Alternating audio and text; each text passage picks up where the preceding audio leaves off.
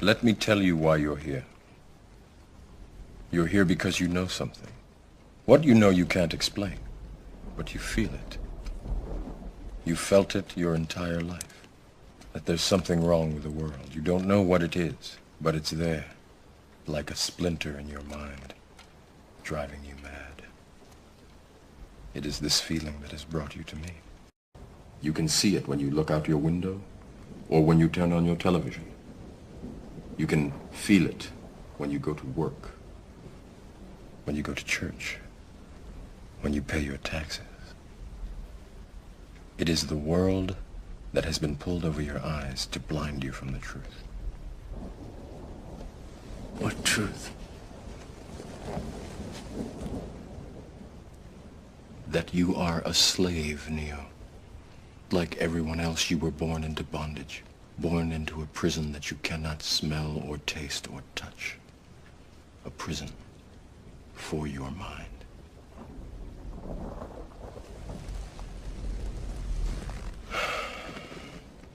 Unfortunately, no one can be told what the Matrix is. You have to see it for yourself.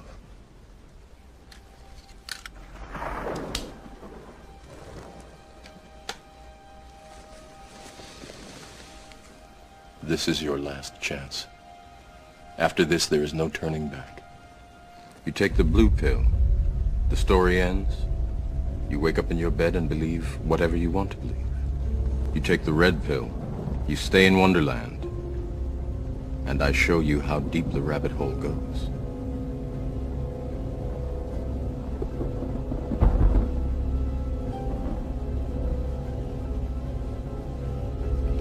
Remember, all I'm offering is the truth, nothing more.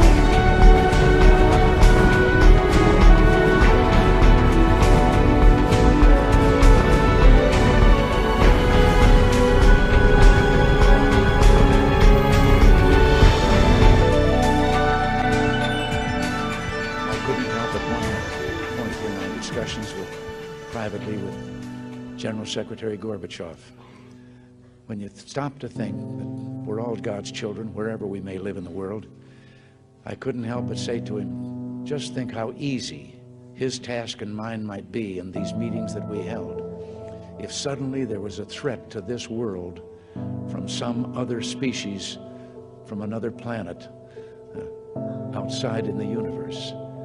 We'd forget all the little local differences that we have between our countries, and we would find out once and for all that we really are all human beings here on this earth together. Well, I don't suppose we can wait for some alien race to come down and threaten us, but I think that between us we can bring about that realization. In our obsession with antagonisms of the moment, we often forget how much unites all the members of humanity. Perhaps we need some outside universal threat to make us recognize this common bound. I occasionally think how quickly our differences worldwide would vanish if we were facing an alien threat from outside this world. And yet, I ask you, is not an alien force already among us? What could be more alien to the universal aspirations of our peoples than war and the threat of war? I think maybe I'd answer it this way. My frustration sometimes, actually, with some of the things going on in smaller countries, and there have been about 114 wars since World War II. But I've often wondered, what if all of us in the world discovered that we were threatened by an outer power from outer space on another planet? Wouldn't we all of a sudden find that we didn't have any differences between us at all? We were all human beings, citizens of the world, and wouldn't we come together to fight that particular threat? We know from our fancy telescopes that just in the last 2 years, more than 20 planets have been identified outside our solar system that seem to be far enough away from their suns and dense enough that they might be able to support some form of life. So it makes it increasingly less likely that we're alone. Oh, you're trying to give me a hint that there are aliens. No, I'm trying to tell you I don't know. Oh. But if we were visited someday, I wouldn't be surprised. I just hope that it's not like Independence Day. Yeah, right. That it's a conflict. Well, now we have friendly Maybe the only way to unite this incredibly divided world of ours. They're out there. We better think of how all the differences among people on Earth would seem small if we felt threatened by a space invader. That's the whole theory of independence. You're right. You're right.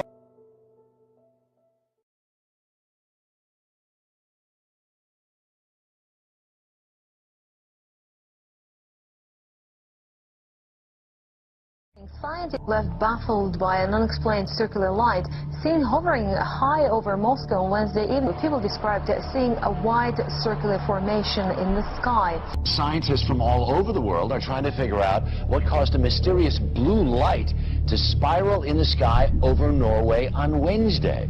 As UFO sightings go, this one was as good or as weird as it gets. Early yesterday morning, just before dawn, this appeared in the Norwegian sky. A blue light, small at first, growing into a spiral, and then disappearing into what appeared to be a black hole. Thousands of Norwegians bombarded the Meteorological Institute to ask what that light could have possibly been. Some feared it could have been a meteor, others a black hole, and there are even those that thought it could be aliens. A strange spiralling white light was spotted in the early morning sky over Sydney, with even sceptical witnesses wondering if it was a UFO. The unusual sight was recorded by hundreds of people from Victoria north to Queensland. A spiral in the sky around a bright light. A UFO in China's skies forced Zhoushan Airport to stop operations on July 7th. Outbound flights were grounded after the unidentified flying object was detected by a flight crew. For now, the UFO continues to be a mystery. Some Chinese residents are on edge this morning after another apparent UFO sighting. It's the second one in 2 weeks. The first sighting was on July 7th, and an airport had to be shut down. All right, that's a UFO if I've ever seen one. Yeah, can you identify it? That's undeniable. The airport had to be shut down after people apparently saw twinkling lights above the airport terminal. 17 flights had to be diverted. The latest sighting happened just 2 days ago, and people say they saw 4 lantern-like objects forming a diamond shape in the air, hovering in the sky for over an hour. And aviation experts say they don't know what it was.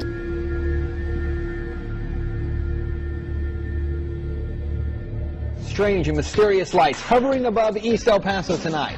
What's even more strange, very similar lights were spotted in Manhattan just 2 days ago.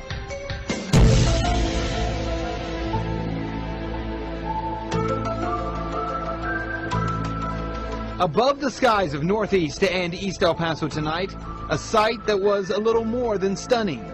This is what one of our photographers, Ram Moreno, caught on video. One solitary light that appears to be falling in the sky. But that light suddenly breaks apart into 2, then 3 separate lights.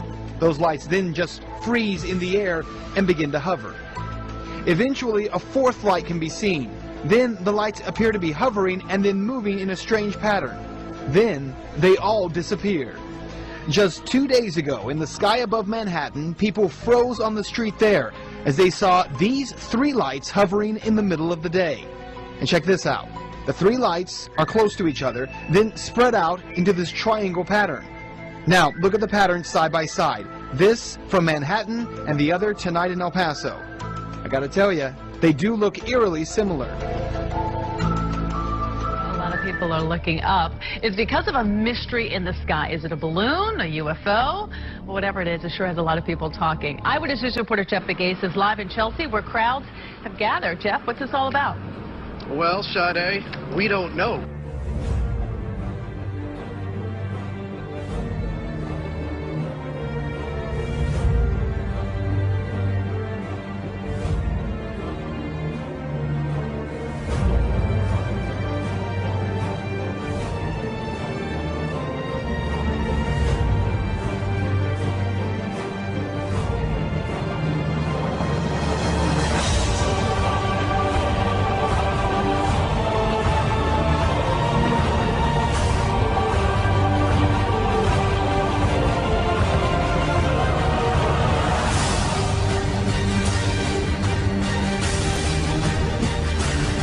Michio Kaku is a theoretical physics professor, and back on the screen, what is it? We don't know. We are stumped. Disclosure is very close, and the American people need to prepare themselves very soon for an announcement from our government that there is, in fact, extraterrestrial presence engaging this planet and the human race.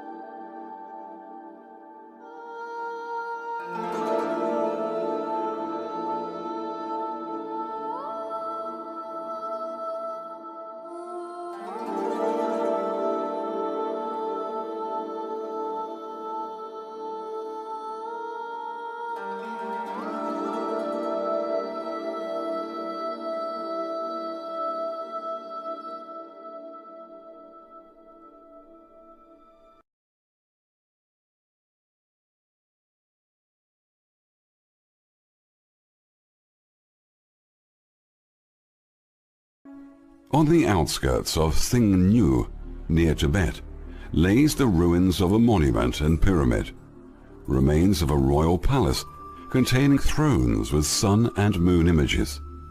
There was also a large milky white stone surrounded by exquisite drawings discovered in 1725. In 1952, a Soviet expedition arrived. The group was shown by Tibetan monks some ancient documents whose descriptions agreed with the 1725 discovery documents and described the milky white stone was brought from the moon. Could this be possible? Were we ever on the moon?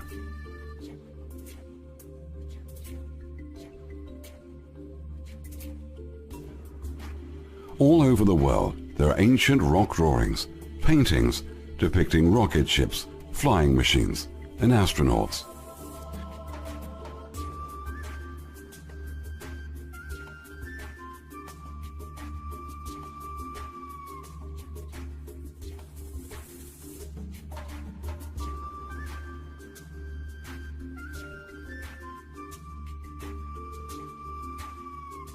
The Epic of Etana from Babylon, 4,700 years ago, supplies us with a very accurate description of the Earth's surface from progressive altitudes, descriptions which were not verified until the high-altitude flights of the 1950s and the first space shots of the 1960s.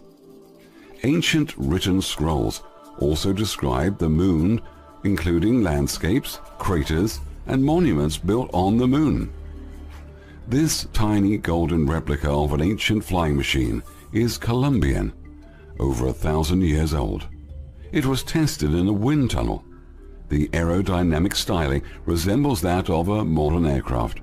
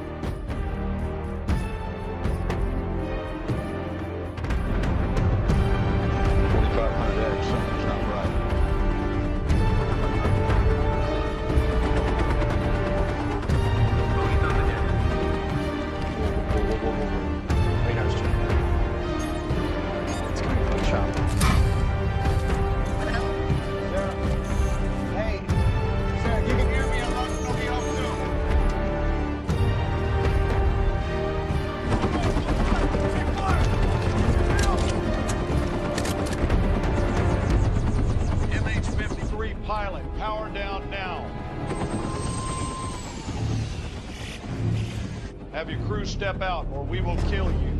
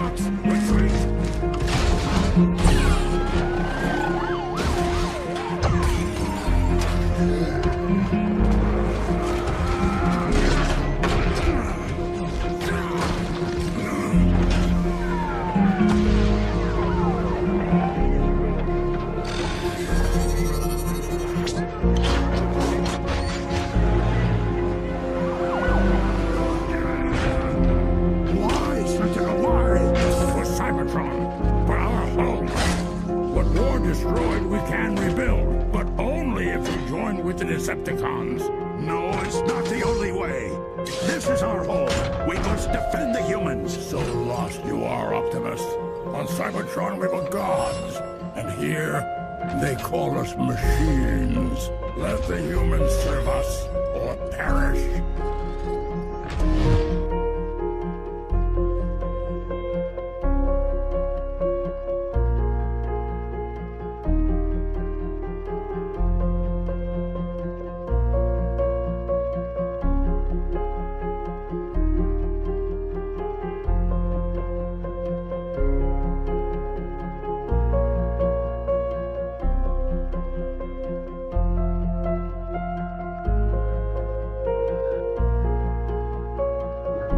What you're seeing here has nothing to do with little green men from Mars, I assure you. Nothing to do with aliens.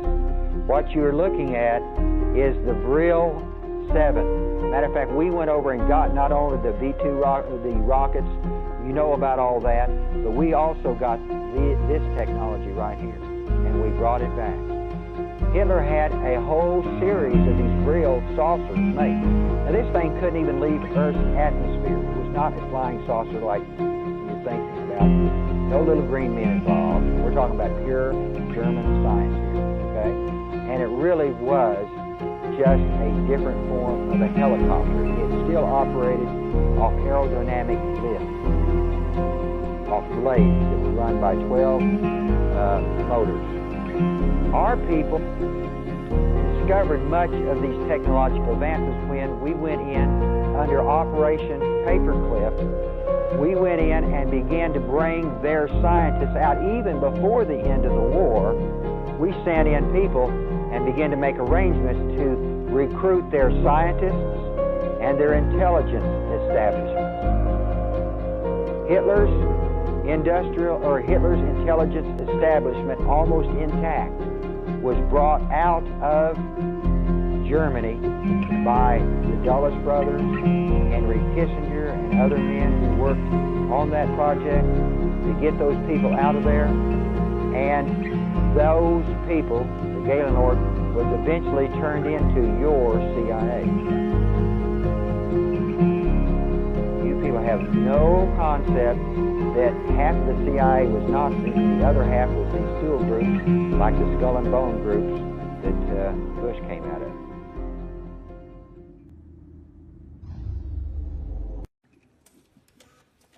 Accessing archive. Hydra was founded on the belief that humanity could not be trusted with its own freedom. What we did not realize was that if you try to take that freedom, they resist. The war taught us much. Humanity needed to surrender its freedom willingly. After the war, SHIELD was founded, and I was recruited. The new Hydra grew, a beautiful parasite inside SHIELD. For 70 years, Hydra has been secretly feeding Christ, weeping more. And when history did not cooperate, history was changed. That's impossible. SHIELD would have stopped you. Accidents will happen. Hydra created a world so chaotic that humanity is finally ready to sacrifice its freedom to gain its security. Once the purification process is complete, Hydra's new world order will arise.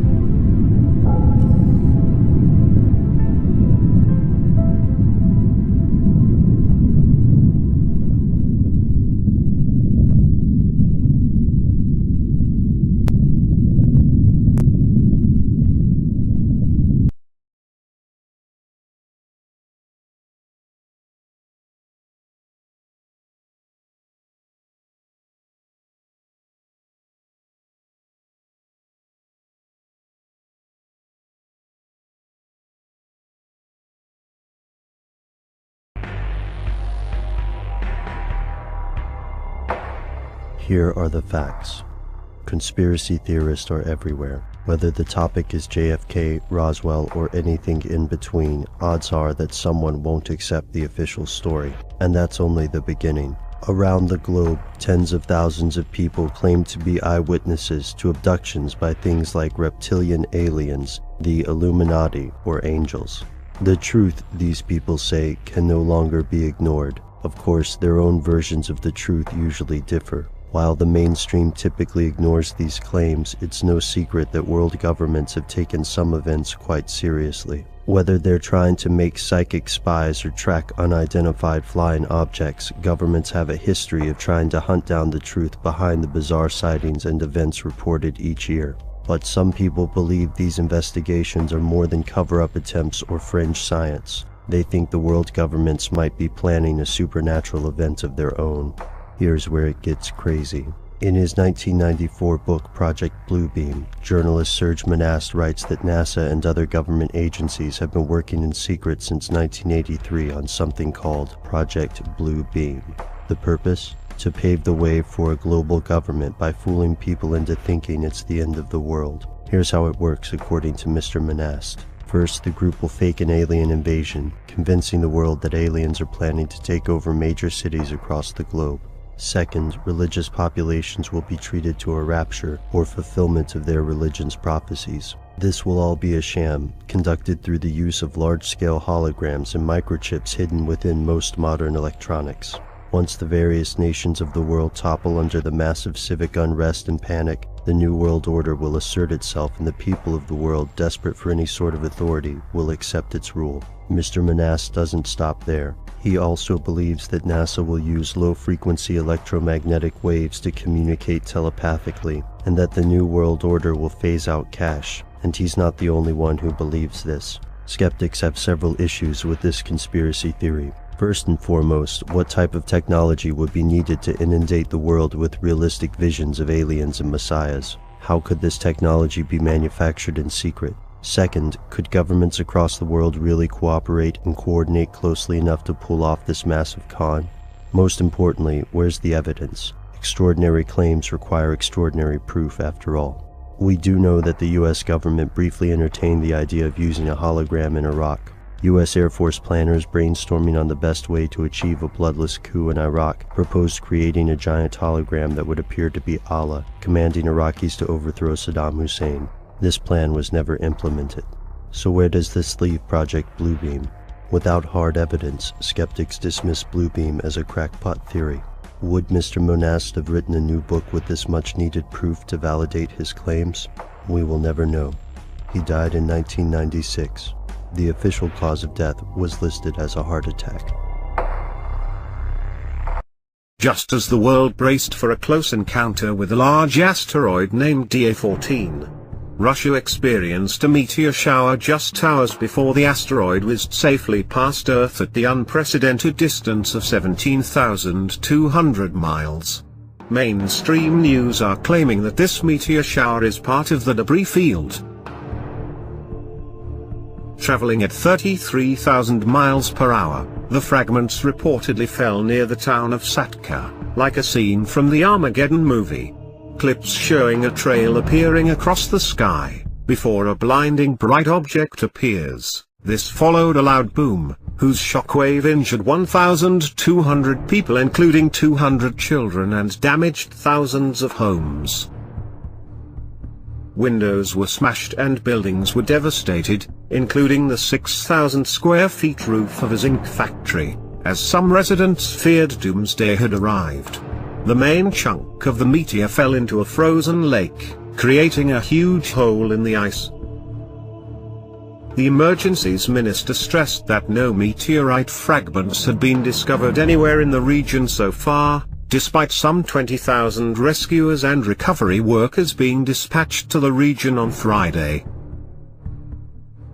6 divers who searched its waters for 3 hours on Saturday were able to finding nothing but mud and silt. Space experts worldwide are divided on whether the meteor is connected to today's flyby of asteroid DA-14. The European Space Agency put out a message on its official Twitter account claiming that the meteor shower was not debris from the DA-14 asteroid. Dr. Stephen Lowry, planetary scientist at the University of Kent, doubted the connection but remarked that the meteorite shower was an incredible coincidence. Mark Ford of the British and Irish Meteorite Society was quoted as saying, "If I had to bet, I would say it's not related." According to a Press TV article, a member of Russian parliament says the recent meteor strike in the Ural Mountains was in reality the result of secret testing of new weapons by the US. He also stated that the US Secretary of State, John Kerry, wanted to warn Russia's Foreign Minister, Lavrov, on Monday about a provocation against Russia, but was on a trip out of town.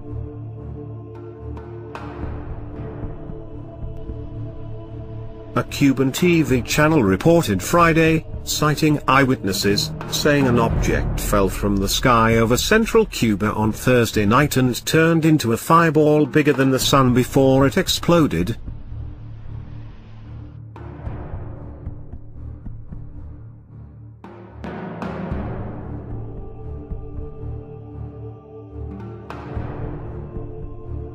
American aerospace executive Dr. Carol Rosein worked in the 1970s with Dr. Wernher von Braun, the German rocket scientist, who was employed by NASA after the Second World War. She said that he told her when he knew he was dying of cancer that there was a plan to introduce a series of fake enemies to justify the weaponization of space. They would be, in order, the Soviet Union, terrorists, third world country crazies, countries of concern in current parlance, asteroids, and the last one would be a threat of an alien invasion. Von Braun told her not to believe any of this when it happened because it would all be a lie and a hoax.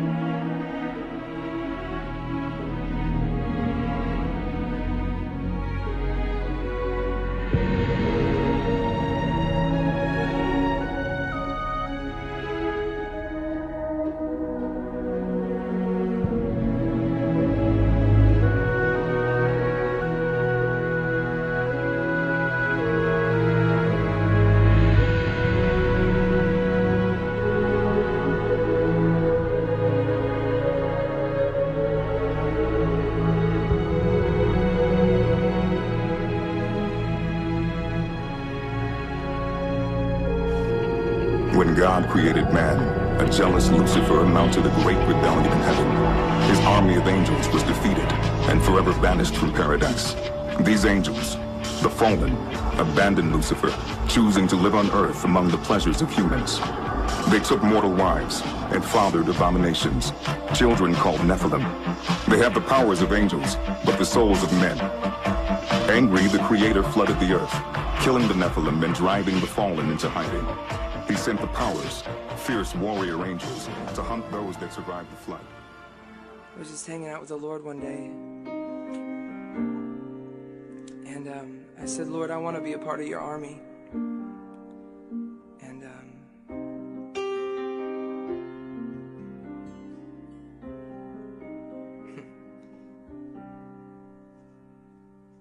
said, Lord, I want to be a part of your army. I want to be a part of that generation of people that you raise up. And the Lord, he just sang this over me. He said, you got your best men on your front side,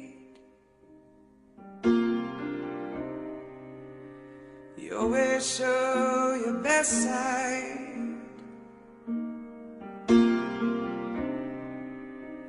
And evil's always on the other side.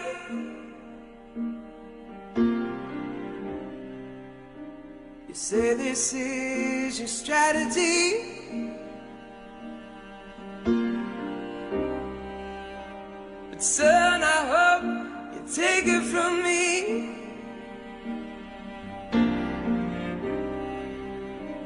You look just like your enemy. You're full of pride.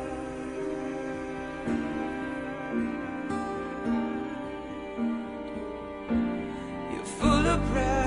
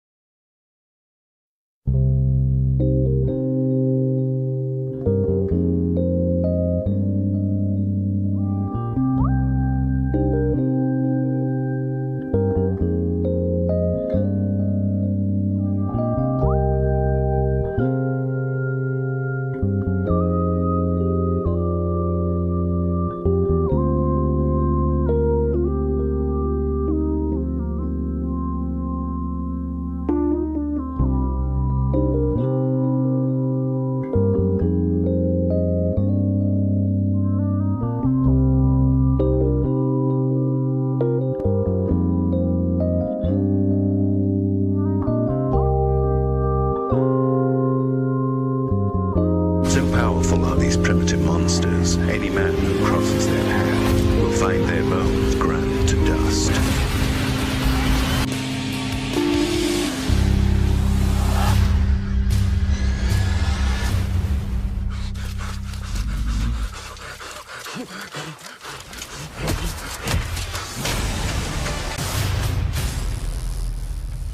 good to be back. Fei! Fi! Fo! Fo!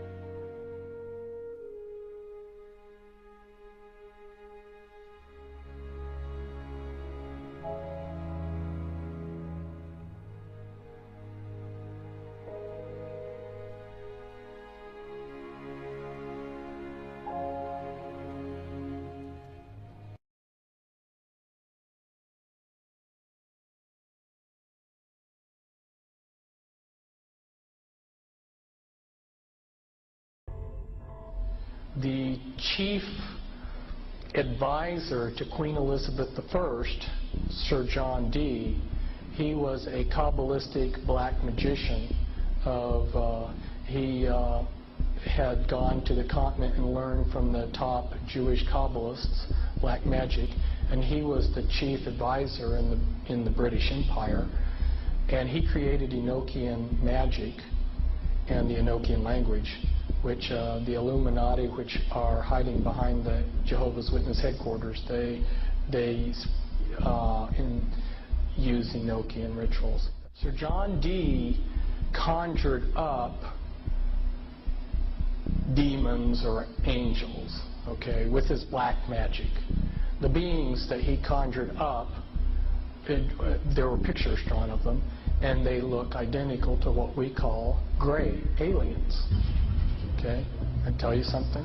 And then I visit with debriefing people that came out of high levels of the Illuminati, and these different types of aliens are participating in Illuminati rituals.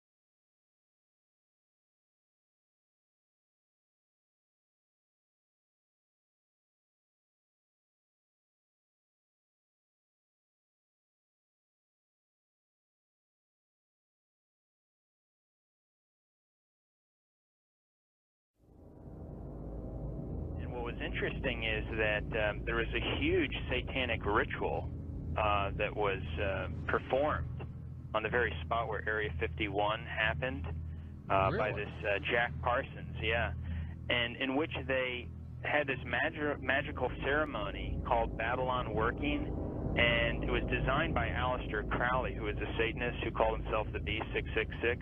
Yes. And the purpose of this series of magical ceremonies, which was performed on the spot of Area 51, where it's now located, was to unseal an interdimensional gateway, they said. And so this, they hoped, would allow other entities known as the, quote, old ones, access to our space-time continuum. And this witness said that he saw Jack Parsons rip a hole in space-time there, and he said that something evil flew in.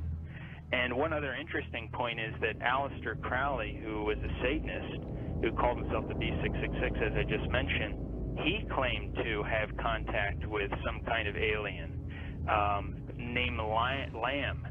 And this Lamb, he drew a picture of this alien that he was in contact, receiving messages from this being. And the picture that he drew of this alien, it's a striking resemblance to the common gray ET drawing.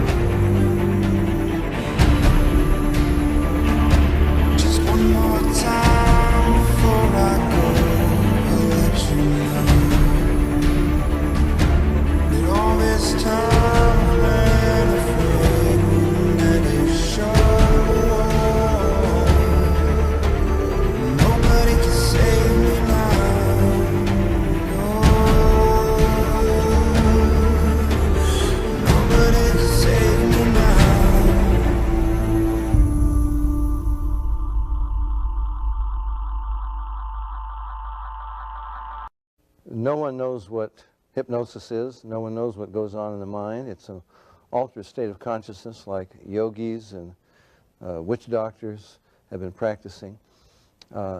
It loosens the normal connection between your spirit and your brain. And of course, if the hypnotist can control you, make all kinds of suggestions, make you think things are happening that are not happening, make you think you have powers that you don't, experiences that you haven't, even implant memories. Other beings, if there are other minds out there, they could also do the same thing. Sir John Eccles, Nobel Prize winner for his research on the brain, describes the brain as, quote, a machine that a ghost can operate, unquote. What he means by that is your spirit operates your brain in a normal state of consciousness. In an altered state, reached under yoga, TM, hypnosis, you have loosened the normal connection between your spirit and your brain, and that allows another spirit, other entities, other minds to interpose themselves and begin to tick off the neurons in your brain, create a universe of illusion. I believe that it's demonic. I think all of the evidence indicates this. You can literally hypnotize a person, tell them that there's a cat in their lap, they will see it, they will hear it, purr, they will pet it and feel it. It's not physically there. You tell the cat to scratch them, you know, and bring them out of it. There are scratch marks on their cheek. A non-physical object, under the right conditions, can leave physical evidence. I think it's demonic. It's a spiritual power of some kind for which there is no physical explanation. You can't explain it with the laws of chemistry and physics as we know it. John Keel is a world-renowned expert on UFOs and has written numerous books and articles on the subject. A self-described agnostic, he made this statement: thousands of books have been written on the subject of demonology, which is the ancient and scholarly study of monsters and demons. The manifestations and occurrences described in this literature are identical to the UFO phenomenon. Victims of demonic possession suffer from the same medical and emotional symptoms as the UFO contactees.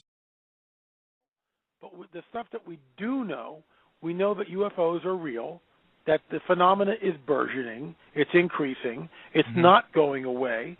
We know that the abduction phenomena is real.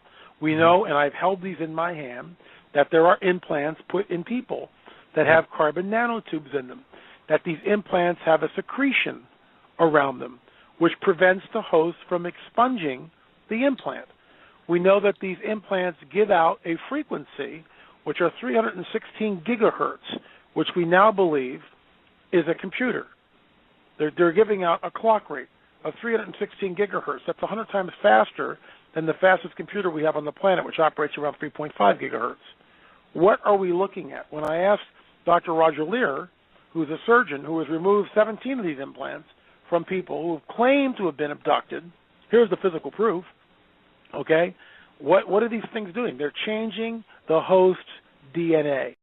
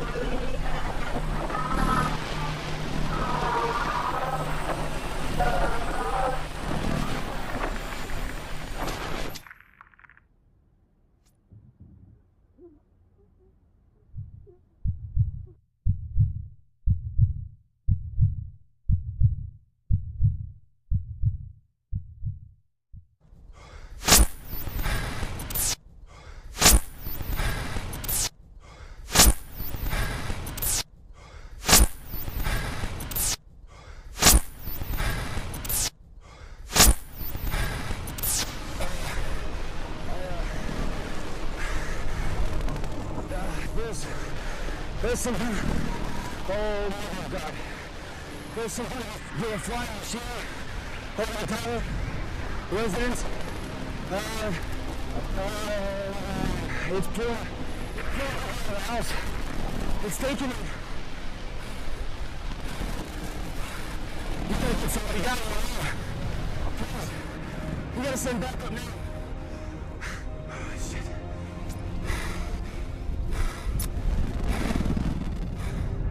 Oh my God. Oh God. Oh God.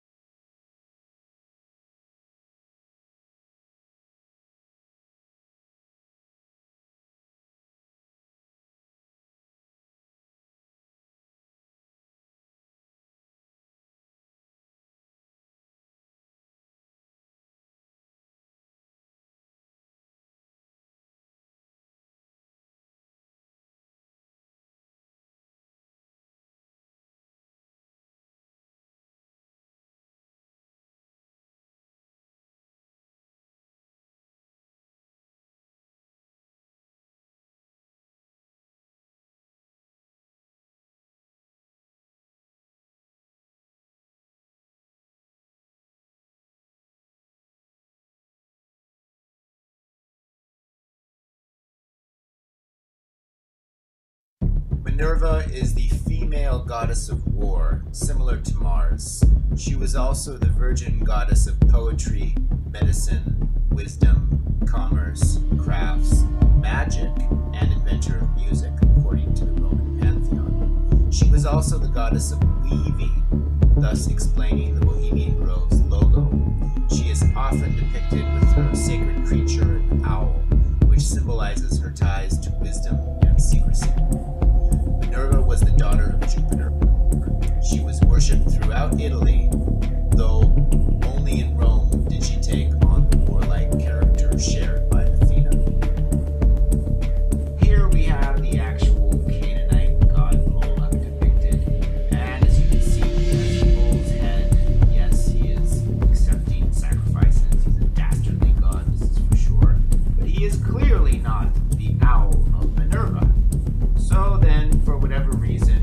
researchers and conspiracy theorists have described the Owl of Minerva as Moloch. Probably the confusion has come from the fact that at the Bohemian Groves ritual, the Owl of Minerva has a bonfire in front of it where a symbolic sacrifice is occurring, which is very similar to the circumstances surrounding the Canaanite god Moloch. However, symbolically, this is just not the case.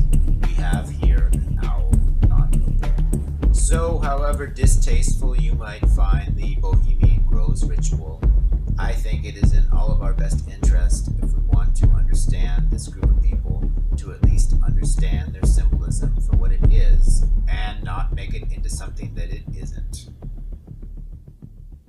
However, it is clear that the elites feel they are engaged in some kind of occultic ritual which might imbue on them the powers of this goddess Minerva and her mysterious owl. And yes, by making a sacrifice to this Owl of Minerva, they are attempting to gain superiority of some kind over their competition and have one leg up on all of us. This may seem an absurd notion to most sane people. However, just because something seems absurd to us does not mean that other people do not take it very seriously. It is probably worth noting that infamous occultist Aleister Crowley and his Motivo organization have dedicated to the Owl of Minerva. So perhaps Crowley was inspired by the Bohemian Grove to create his own similar ritual. One must also note that the use of the goddess Minerva imagery is also present on the Congressional Medal of Honor, various military organizations, including the Minerva Center, a military organization for women. So that includes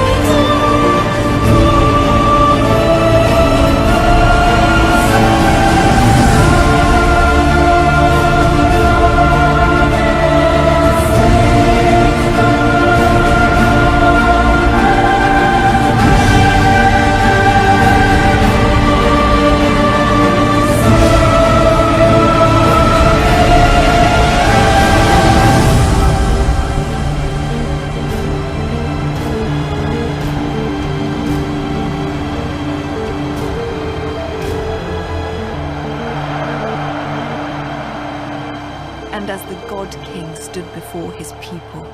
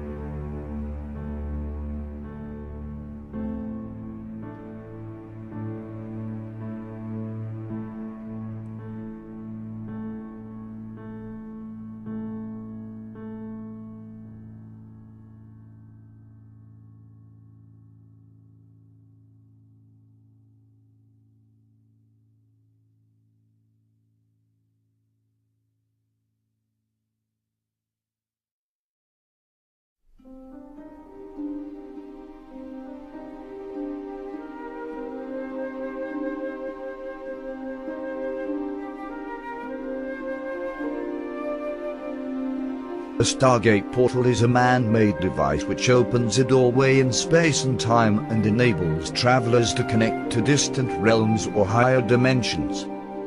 NASA has discovered that portals exist naturally around the Earth. Accessing them with a device may therefore be much easier than first thought. Known as X-points, portals are born from the mingling of Earth's magnetic field with incoming solar winds. It is where the Sun and Earth become connected by an uninterrupted path. These portals open and close a dozen times each day. Magnetic reconnection, via magnetic lines of force from the Sun and Earth, crisscross and join to create the openings. X-points are where the crisscross takes place. In essence, these are wormholes in space. Pyramids have long been associated with being used as stargates for pharaohs after death. With the capacity to generate a torsion field from within its structure, pyramids can focus Earth's vibrational energies towards their apex into a beam. In 2011, Semir Osmanagic had the Bosnian Pyramid of the Sun tested for infra and ultrasonic sound. An energy beam was detected that was 13 feet in radius and measured 28 kHz. This is the same frequency Ralph Ring discovered in his acoustical levitation experiments while in the military. Further experiments by Dr. Slobodan Misdrak from 2010 to 2012 showed that the source of the 10 kilowatt ultrasound energy beam from the Pyramid of the Sun is a metallic plate beneath the pyramid, at a depth of 2,440 meters or approximately 1.86 miles. On some level, pyramids seem to operate like giant radio receivers. But instead of collecting radio frequencies, they collect Schumann frequencies from the ionosphere. A radar image of the UV coverage by the telescope in Kunming, China, shows that it forms a kind of eye at its center. This has many symbolic implications, as we shall see. Rodin's powerful symbol has been compared against other secret symbols, like the Freemasonry symbol for the square and compass, and the Masonic tattoo of a sun in the middle of a triangle, with an eye at the top, surrounded by an Ouroboros. In the 12th century, the shield of the Trinity diagram orientates the triangle upside down, while a related tetragrammaton puts the face of God in the center. Churches all over Europe use this symbol.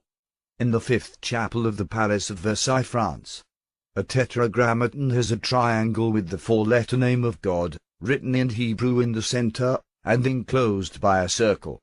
While the circle represents unbroken perfect symmetry, Chopin defines it as the energy bubble, or pyramid orb a pyramid creates when it is energized. Marco Rodin defines the bubble as a torus. In either case, it represents the physical manifestation of energy, in three spatial dimensions. Schematic experiments held in the King's Chamber of the Pyramid of Giza in 1997 by John Stuart Reid showed how the Eye of Horus symbol appeared as a vibrate-channel tone within the sarcophagus. When struck, the sarcophagus sounds like a gong due to its 2-to-1 ratio. The pyramids of Khufu and Khafre have had their internal components removed. One of these components was a jade with human hands holding a crystal orb. In 1970, one such orb was found in an underwater chamber by Ray Brown in a crystal pyramid, in the Bermuda Triangle. Inside this crystal orb are the images of the pyramidion, a symbol which represents power and completeness. The crystal orb, or oval in the Bosnian Pyramid of the Sun, is located inside the K2 megalith, which lies 180 meters from the entrance. Its dimensions are 12 by 6 by 8 inches in diameter. Without this oval quartz crystal, the pyramid would not emanate a 28 kHz signal into the ionosphere. Ralph H. Blum translated the markings on the K2 stone. It says, "Gate is closed, we're on standstill. We will have to fight to defend and conquer, until we're able to go through the Stargate." The Bosnian Pyramid of the Sun is a fully operational Stargate. Opening it will require great care. The pyramidion and quartz stone need to be in place for the pyramid to focus the correct resonating frequency. the human body must also be put into proper vibration by way of meditation.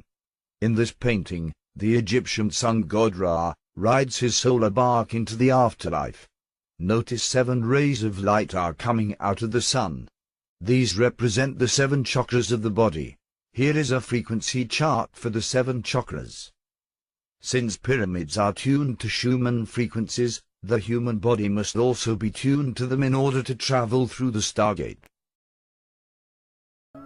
They had discovered our spinning planet to be a giant generator, its land masses crisscrossed with energy lines.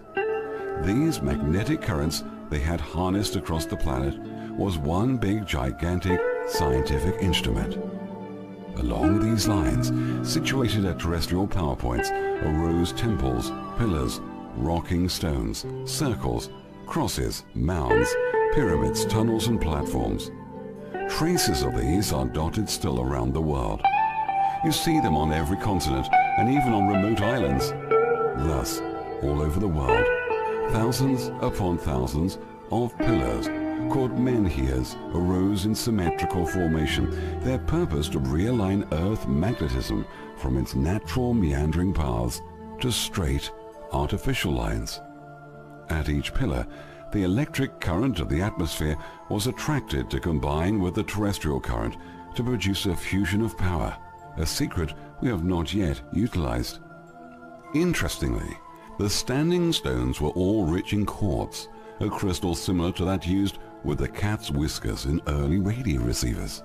Modern experiments have shown that cosmic influences do affect magnetic currents at the Earth's surface, and that at certain seasons rocks become charged with energy which they release into the soil, stimulating seed germination and vegetable growth. Green tomatoes placed within a magnetic field have been shown to ripen 4 to 6 times faster. Seeds placed in a current grow many times faster. We have the technology to make the soils rich and fertile without chemicals. The energy lines were also harnessed for propulsion and also for transport.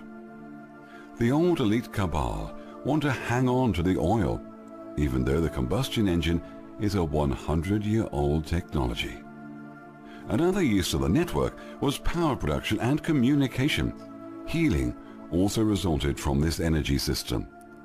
Millions of taxpayers' money was spent to fence Stonehenge in the UK to keep the public out during the summer solstice, whilst the elite members would participate in a healing and energy ritual. The big pharmaceutical mafia would just love that. Earlier pyramids were not built as tombs significantly. They were part of the worldwide network. For starters, 85 survive in Egypt, at least 4 in France, 1 radioactive, and in Bermuda 1 that is submerged.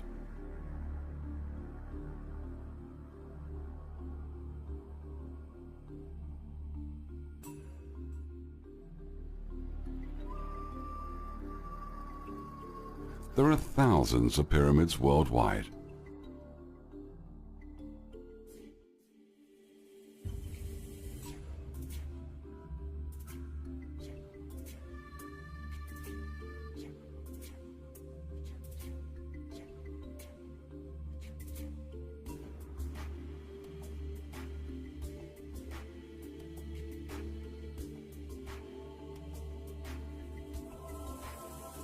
This implies that a single authority was directing a united world effort, a world order.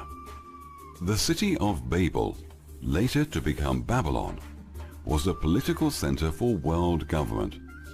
By possessing such a global energy center, Babel effectively controlled the world.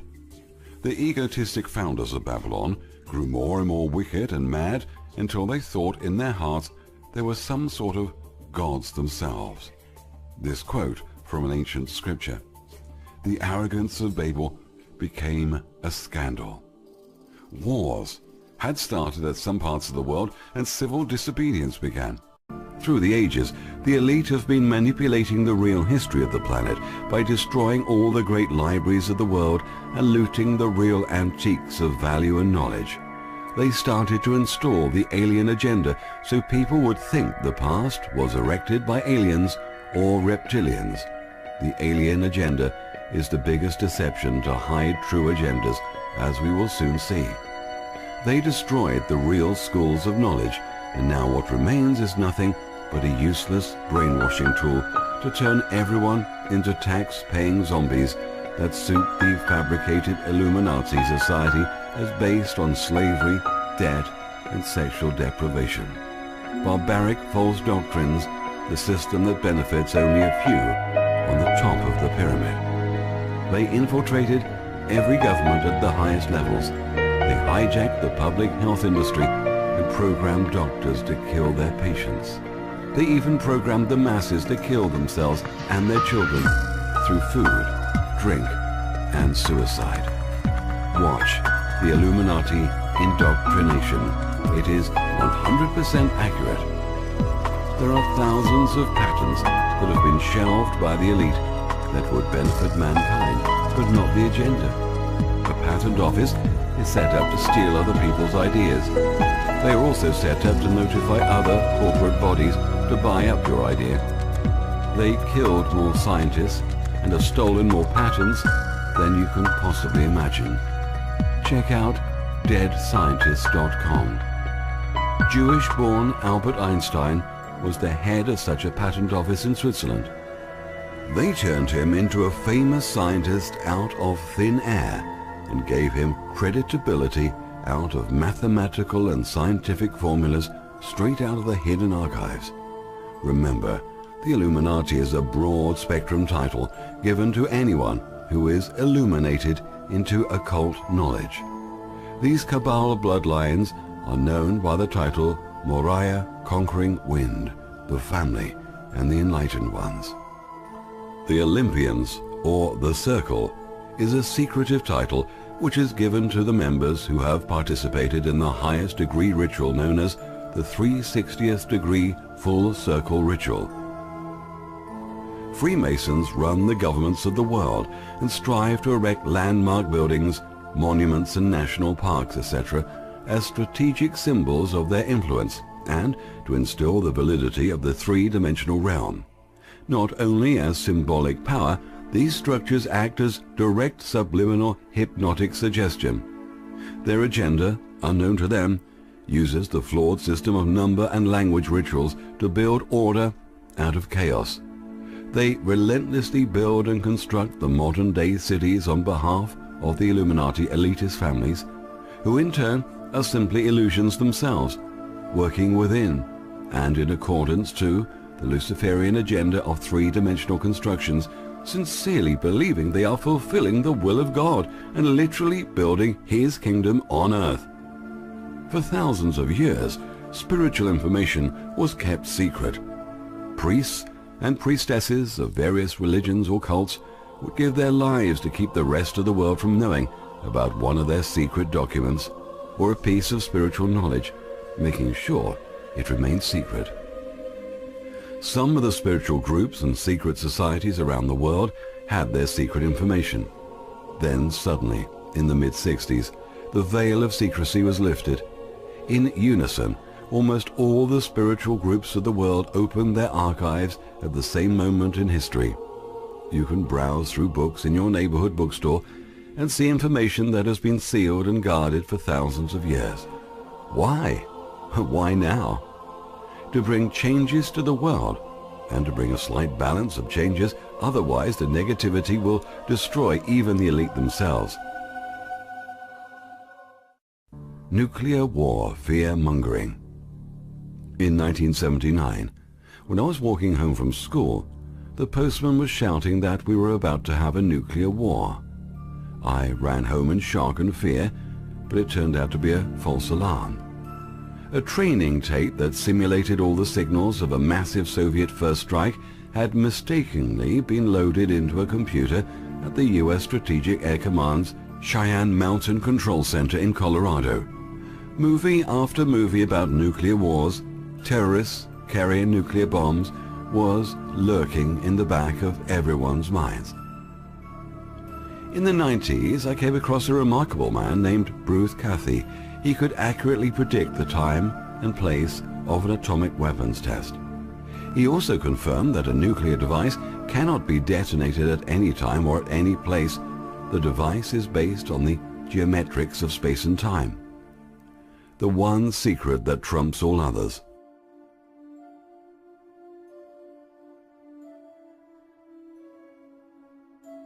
To be successfully detonated, the bomb must be geometrically constructed, placed on, under, or over a geometric position in relation to the Earth's surface and activated at a specific time in relation to the geometrics of the solar system. That means an all-out atomic war was an impossibility. Both sides could pre-calculate well in advance the time and positions of an atomic attack, plus the fact that only certain geometric locations could be detonated anyhow. A logical war cannot be considered under these circumstances. This could be the explanation for the proliferation of conventional weapons in modern warfare.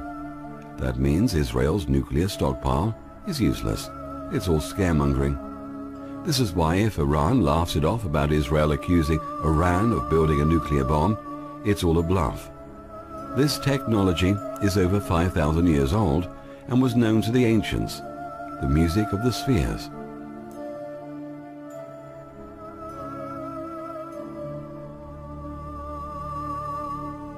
They have more devastating advanced technology at their disposal, so why stick to the old fear-mongering of nuclear bombs?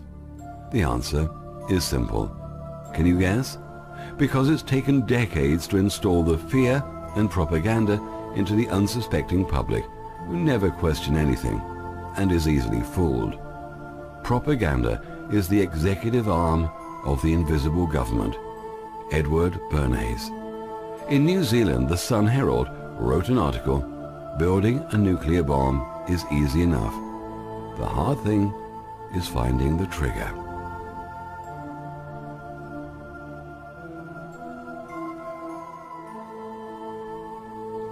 What do you mean the governments are lying to us? Do you mean the books in universities are based on lies? Can they bribe everyone, suppress whole universities, and get away with it? The answer is yes. Stick your PhDs where the sun don't shine.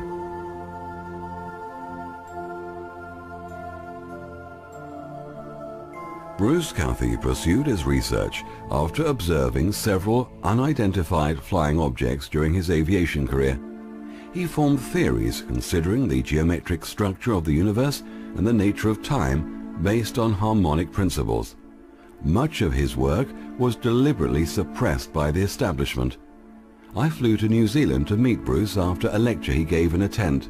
He told me that the secret government tried to bribe him with $1 million to keep this information under wraps. He refused. This was verified in his books.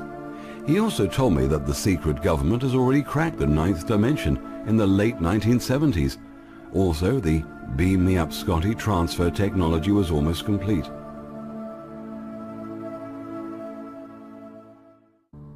The CIA was always present at every one of his meetings and lectures. None of the controlled truthers ever interviewed Bruce Cathy, not even the so-called UFO researchers.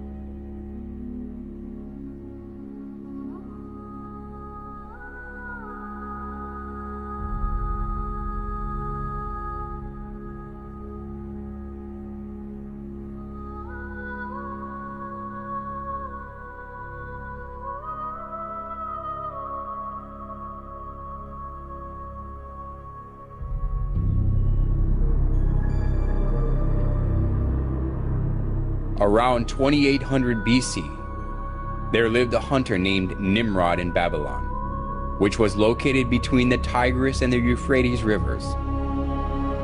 Whenever wild animals threatened the people, he protected them with his power.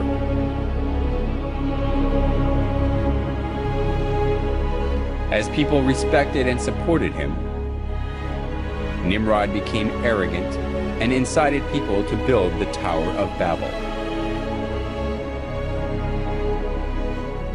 Come, let us build a tower that reaches to the heavens.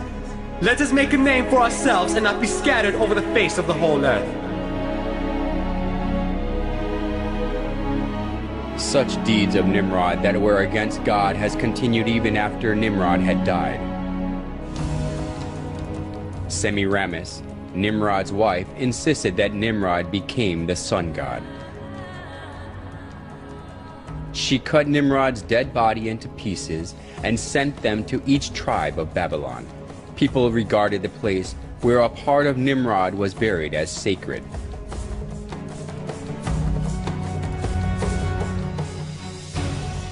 She also claimed that Nimrod was reincarnated as her son.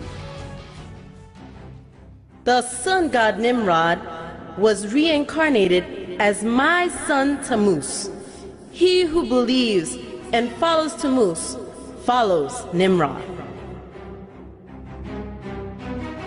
As Semiramis ruled over Babylon in place of her young son Tammuz, she maneuvered people into worshiping her. Monuments of Semiramis carrying her child Tammuz in her arms were set up all over Babylon, along with various images symbolizing the sun god. The sun worship and the mother-child worship, which was a scheme devised by Semiramis, put down roots as a religion of Babylon.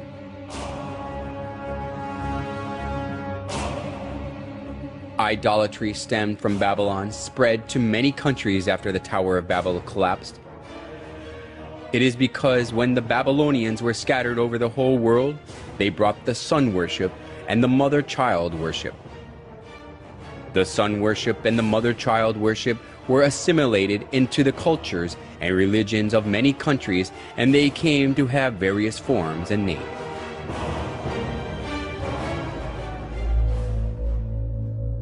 Nimrod, the sun god, was known as Mithra in Persia, Sol in Rome, Ra or Horus in Egypt, and Apollo in Greece. Semiramis and Tammuz, who were the start of the mother-child worship, was called Isis and Horus, Venus and Dionysus, Diana and Attis, and Astaroth and Tammuz, respectively. Besides these, the image of goddess, who is holding a baby in her arms, was venerated in many countries of the world. If so, was the mother-child worship the creature of an age, which was especially welcomed only in Babylon? Surprisingly, the mother-child worship of Babylon has been passed down through the thousands of years and still exists today. In Vatican of Rome, we can find the mother-child worship in its original state.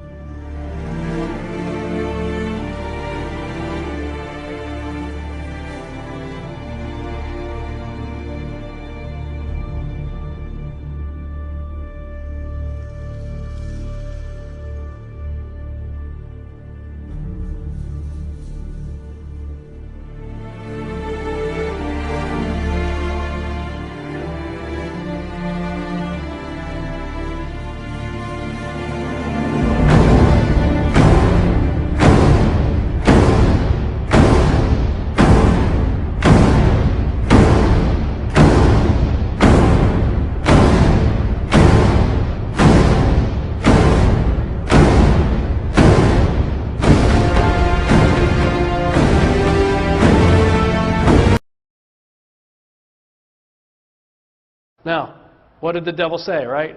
You shall be like gods. Well, the pharaohs thought they were gods. The Caesars thought they were gods. Kings thought they were gods all through the ancient world. What about presidents? Believe it or not, kings and queens and stuff still think they are. And I submit to you that in some ways the presidents do too. They certainly think they're above the law. They think they're above the Constitution. They think they can do whatever they want. But let's go back and look at our presidents, starting with the very first one, George Washington. You could walk into the Capitol Dome in Washington, D.C., look up into the womb of Isis, because that's what the Capitol Dome is, the womb of Isis, with the phallic symbol down the road of Osiris's missing piece, the Washington Monument. Right? This picture right here is called the apotheosis of George Washington. Look up in the Capitol Dome, and that's what you're going to see. Surrounded by 72, which is a high occult number, pentagrams, which are known as binding pentagrams. That's how the ancients believe they can, and the occult believes they can control demons. You got George right here in heaven. The apotheosis means ascending into godhood. That's what apotheosis means. Okay? If this is supposedly heaven, you might think you'd see, maybe the saints, see, Yeshua up there, see the angels, Michael, Gabriel. No, that's not what you see. You see Neptune, you see Vulcan, you see the Greek pantheon hanging up there with deified George in the Capitol building. And not to be outdone, when Abraham Lincoln died, they started putting out postcards and whatnot showing the apotheosis of Abraham Lincoln. I bet you've probably never seen this before. They've tucked it away. It used to be out in the outdoors. They put it inside a museum now. This is George Washington posing as a god. Which god? Zeus. This is a depiction of Zeus from the Temple of Zeus, which was one of the 7 wonders of the ancient world. Also, it's the same pose as the occult symbol for Baphomet. Oh, this is a Christian nation. Yeah, okay.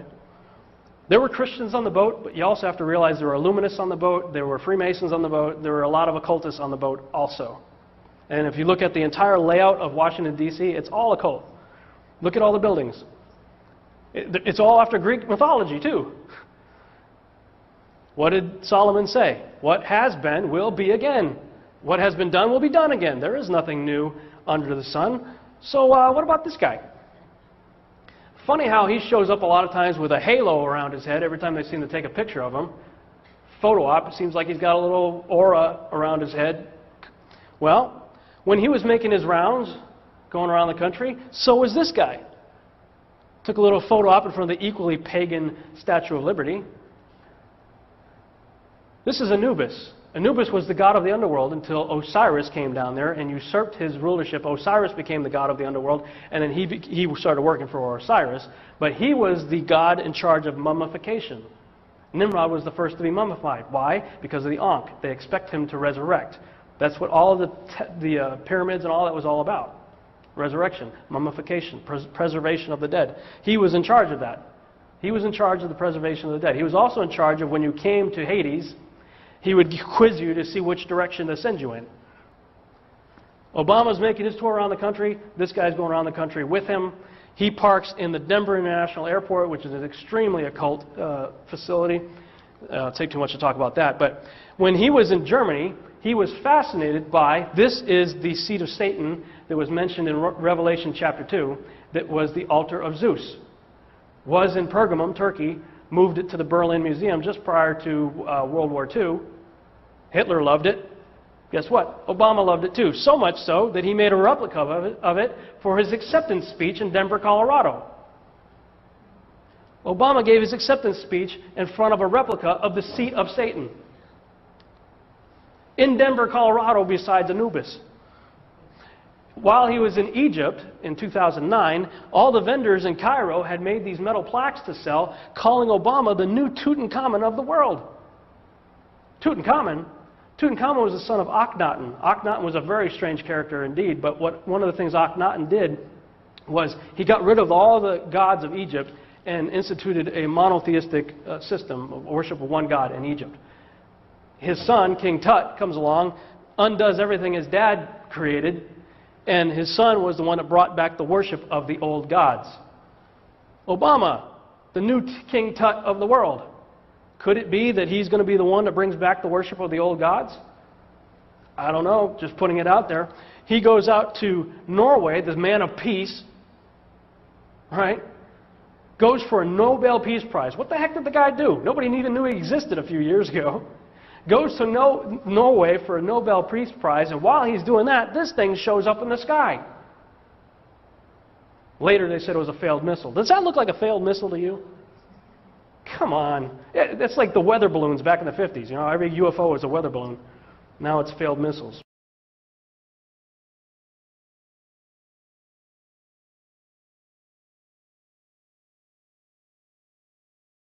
Global warming propaganda they're selling us is a complete distortion of reality.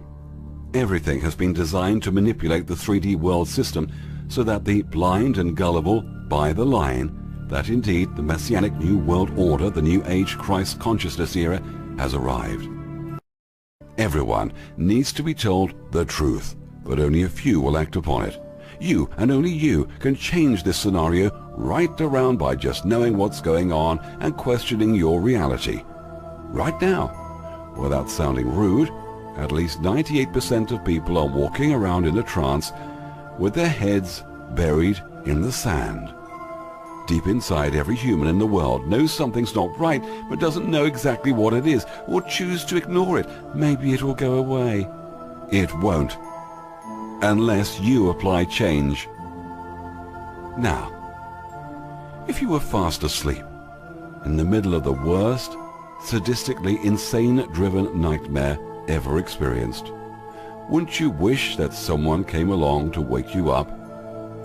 The human race is in a hypnotic trance every bit as much as any subject in a hypnotist stage show. Even more so, in fact, because the stooge on the stage only has one hypnotist working on him for a short time. In everyday life, we are all being bombarded with thousands of hypnotic implants.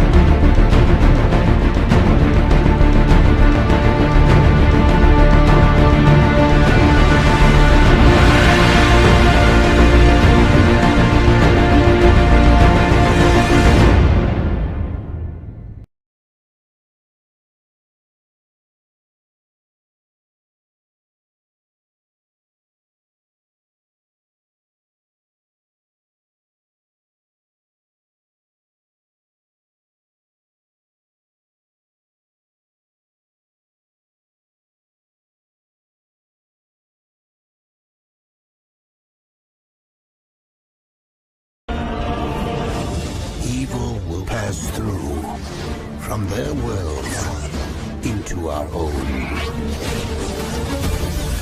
These are mad times we live in, mad! And the darkest hour, It's beyond anything I imagined. is upon us all. In my life, I've seen things that are truly horrific.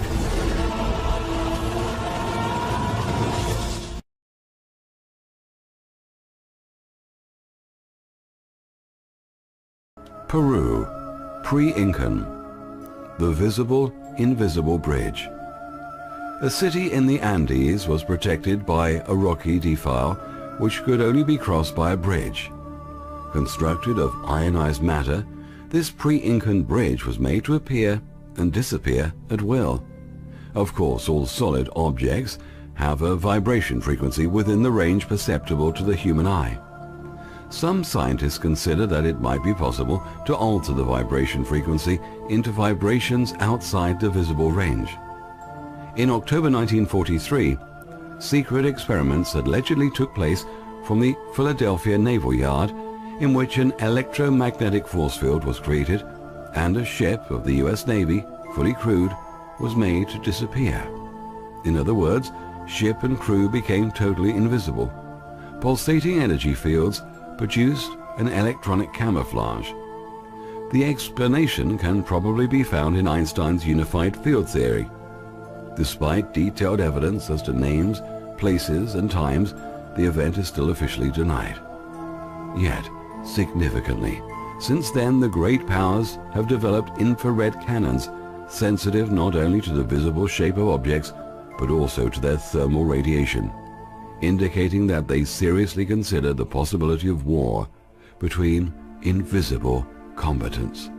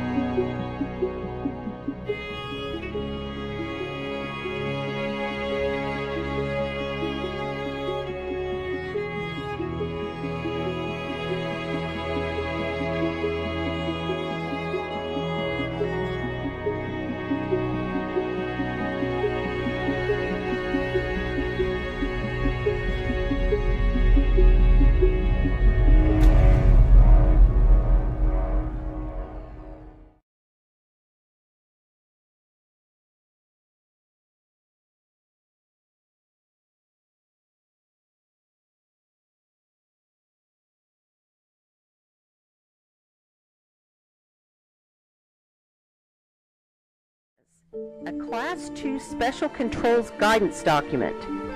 Implantable radio frequency transponder system for patient identification and health information.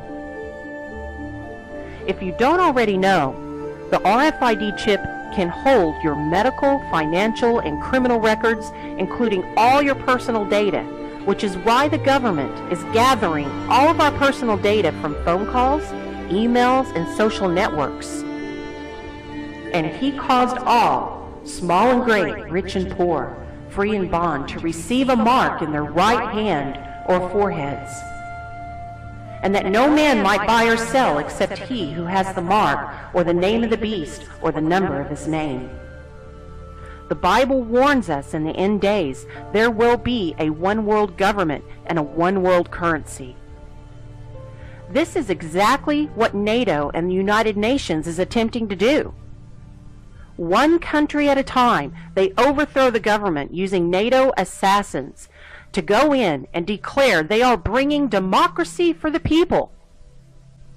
They place someone loyal to them in the presidency, and in the process of the takeover, they destroy their economy, steal their freedoms and resources, and murder millions of innocent civilians. But the key for them to accomplish this is they have to ban the guns. They know if the civilians are armed, they will not be able to take over the country and later force the RFID chip implant, which will give them total control. The company producing these chips is a company called Alien Technology, and you can't really see it very well, but it's got, I think, one of the creepiest logos I've ever seen. It's black, it's got red on a black background. It has what looks like almost 3 claw marks sort of screeching across the screen. And in fact, most of the imagery associated with this technology is quite dark. At a conference I attended about 2 months ago, there was a gentleman from Philip Morris talking about this technology. He was talking to a bunch of global executives from global companies who deal with moving products around. And he was telling them, you know, when this comes out, when we have radio devices and everything, and we're tracking everything all over the planet, you're going to need to really change the way you run your warehouse in your back room. And do you know what he said? And he meant this in terms of you're going to have to totally change the way you do business and revolutionize your thinking about moving products. But his statement was, this technology will destroy our way of life. The purpose of this technology is to destroy our way of life. Now, it's interesting because in his saying that, the whole room went silent. By the way, these are people who love the idea of tracking things as they move around, but even then the room went silent because that was a pretty heavy statement. And I don't think he meant that it's going to absolutely destroy our way of life as we live day to day, but I also don't think he realized the symbolic importance of what he had said. Because if we do actually number every human being, and if we do number every physical item, and if we can keep track of all of that through databases and through computer systems, it will actually destroy our way of life. There will be no more freedom. There will be no more privacy or no more ability to walk around and even talk to other people freely, because your every move will be monitored and tracked. There's the chips. And these devices, as I said, this industry consortium, they've already begun appearing, these radio frequency devices, in consumer products. What you're seeing here is a package of Gillette razor blades that's been equipped with one of these unique numbers, making it trackable from a distance. The purpose here was shoplifting prevention, but ultimately they want to put one of these on every physical item that we buy, meaning that not only would you be identifying yourself with your chip as you made your purchase, but all of the things you bought would also be identified with you, linked in a database. And in essence, it would make it difficult in a world where, let's say, there is the mark of the beast, and you've got a brother-in-law who is maybe willing to take the mark of the beast and give you the stuff that he buys so you can survive. In a world like that, if he bought a shirt, paid for it with his mark, and then handed it to you, that shirt could be tracked at a distance. It could be identified as you walk through a doorway, and they could say, hey, wait a minute, you're not Joe Schmo. You don't have the chip in your ear. In fact, now we've identified you as being the guy who's in trouble for not taking the chip, and now we're going to scan everything you're wearing, and we'll know where you got it, and we'll know who your accomplices were who helped you obtain these items. Massive push right now in industry and in retail to do that. It's called oneness. In fact, this is from the Retail Systems 2003 in Chicago, creating oneness among systems, supply chain, and business. And the idea is that everything will be standardized. The whole agenda is to create a one-world government where everybody has an RFID chip implanted in them. All money is to be in those chips, right? There'll be no more cash. And this is giving me straight from Rockefeller himself. This is what they want to accomplish. And all money will be in your chips. And so instead of having cash, anytime you have money in your chip, they can take out whatever they want to take out whenever they want to. If they say you owe us this much money in taxes, they just deduct it out of your chip digitally. Total control. Total control. And if you're like me or you, and you're protesting what they're doing, they can just turn off your chip. And you have nothing. You can't buy food. You can't do anything. It's total control of the people. And that chip's connected to a database that has your purchasing records, what you do, what everything. you sell. Everything is in there, you know? And so they want a one world government controlled by them, everybody being chipped. There's senators out there that are fighting as hard as they can to cut some of the spending waste in our government. And there's billions and billions of dollars being spent left and right, just wasted. And people ask why? Why is our government wasting so much money?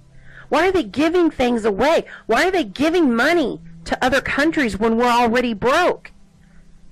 To collapse the economy, so that we can have a one world economy, so all of our financial records can be put on the chip, the implantable RFID chip.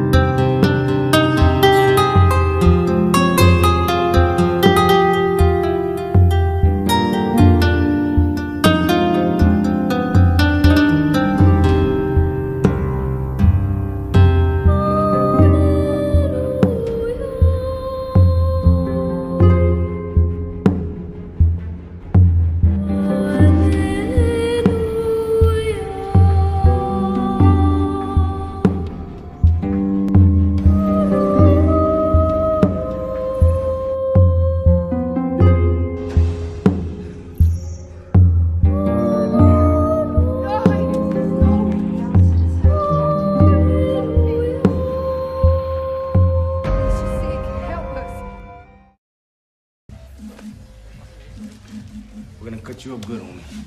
Play nice, Andrew. Play nice. Let's get him an ID first. Get the chief one of them identification codes. Get that ready. Arm up.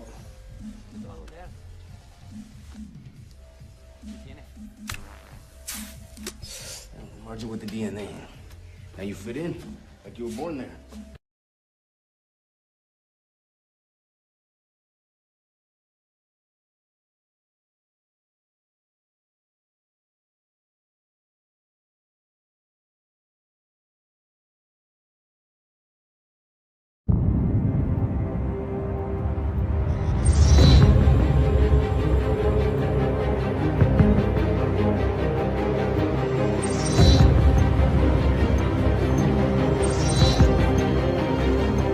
Just want something to have more time in my hand than hours in the day.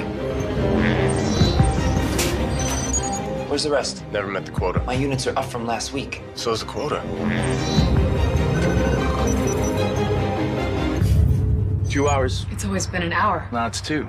Price went up. It's a 2-hour walk. I have an hour and a half. Then you better run.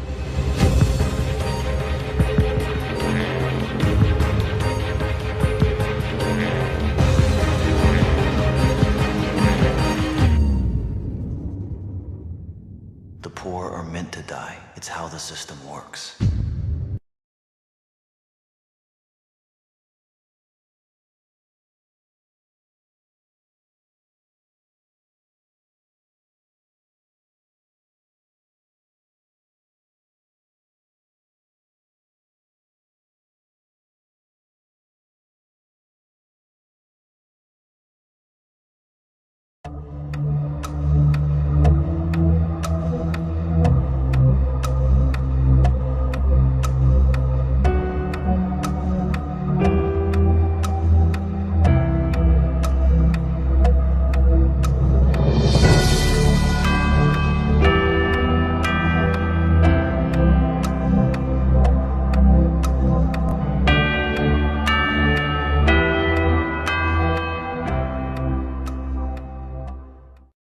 basically the U.S. Department of Homeland Security put this out, and Janet Napolitano put it out. If you guys haven't seen this, it's been out for a while. But basically here, they paint a right-wing extremist as a Christian, as a patriot, as a veteran, somebody who believes in end times prophecy, and these particular things. Let me just show you a few quotes on this document.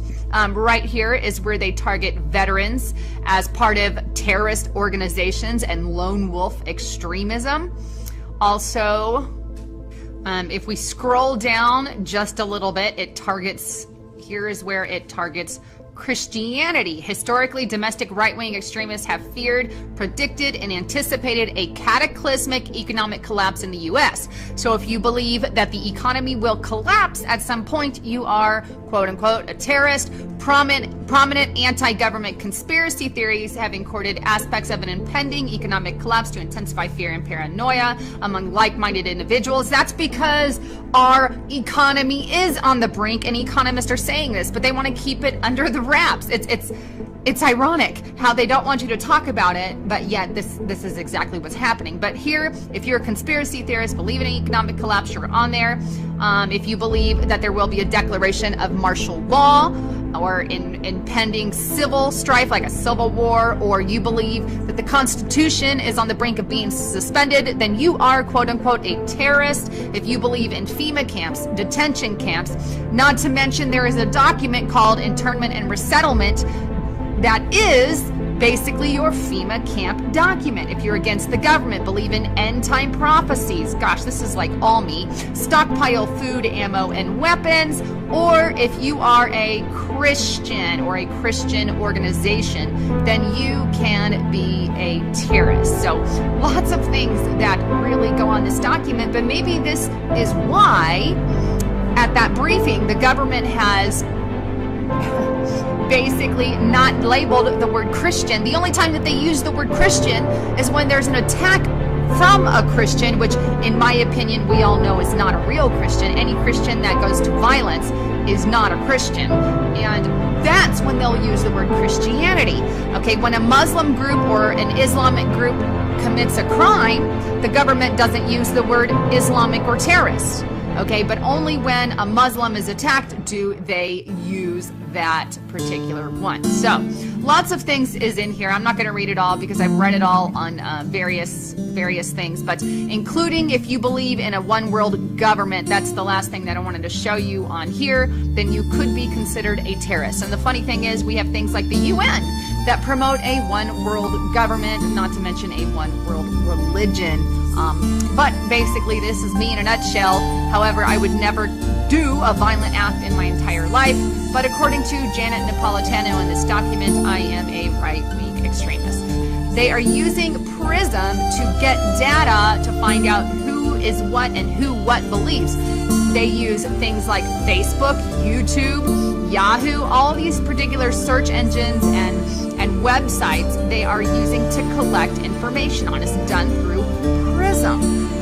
Very, very much so. They are gathering a profile on me, on you, on everyone, so they can say, are you a terrorist or are you not a terrorist? And considering there is a list out there called Main Core, I encourage you guys to Google that. The list has obviously not been publicized, but it is a list that conspiracy theorists believe that they are using things like PRISM to put our names on to find out where we fall under the terrorist threat sort of thing. But there you have it.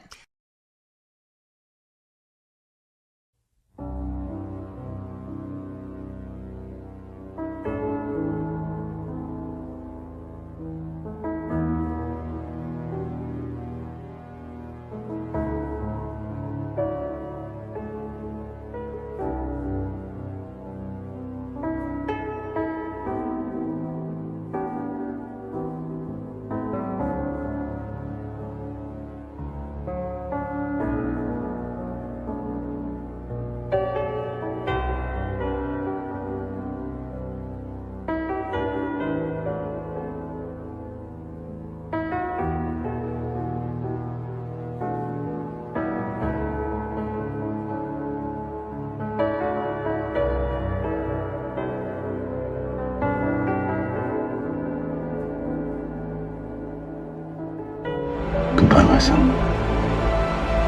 My hopes and dreams travel with you. You'll be an outcast. You'll be a god to them. One day, you're gonna have to make a choice. You have to decide what kind of man you want to grow up to be.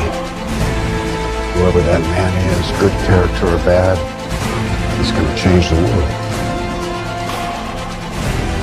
Can you imagine how people on this planet would react if they knew there was someone like this out there? You will give the people of Earth an ideal to strive towards. In time, they will join you in the sun.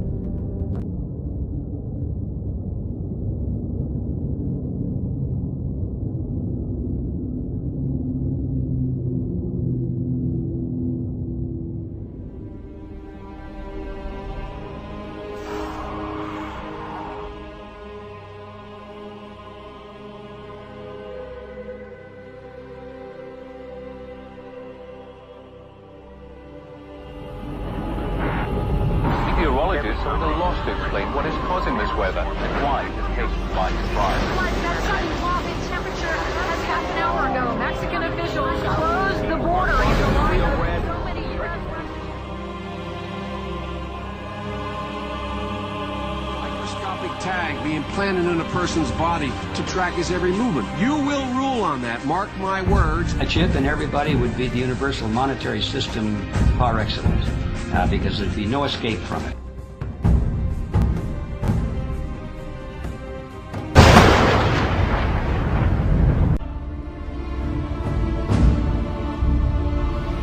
A new world order can emerge.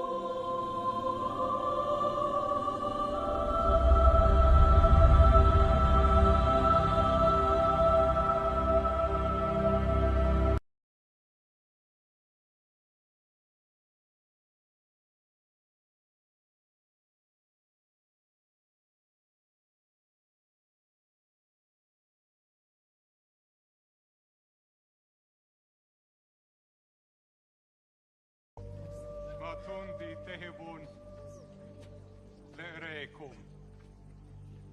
Watisnon le'erekum. Wa ana amerlukum. Tehebun le'erekum. Titulon le'reda fekum. Kaveldi hen tehebun ahavin lukum. Matabdina. أخو رأياتها نشمتي إهاف الله نثا الناش لا لاكياخ نشمتي مني لا هني هذا مني أنا إذا بيداي لمهذا وبيداي متاف ملكخا نامي نبا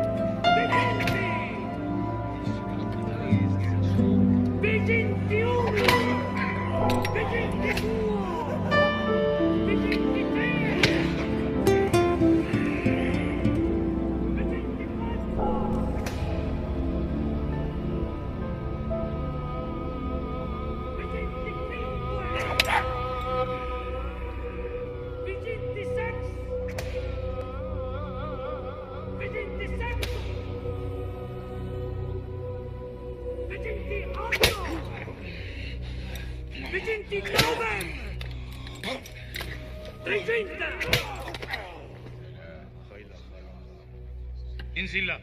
301. 302. Satis.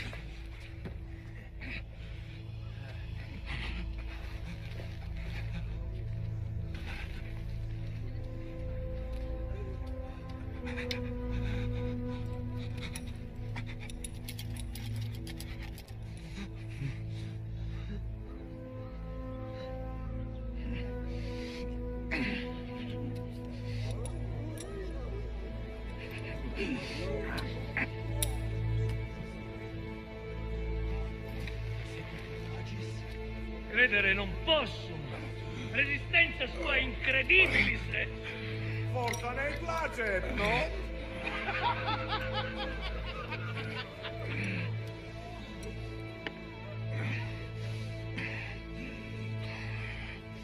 Mutate flagello. Cum clavis, eh? No. Cancro. Monstro nobis quodi vetur. Prova e stud. Quale? Nime soc Tibi parvum. bene est. Gusta! Gusta!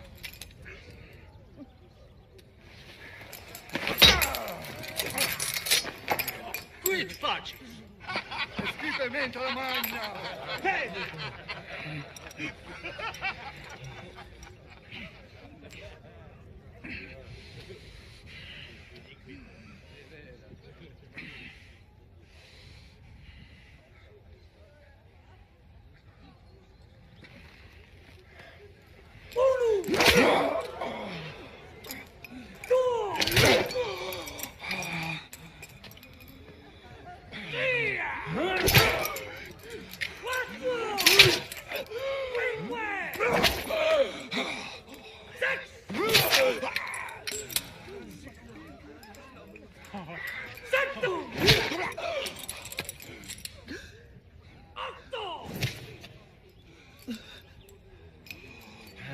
Non fortius!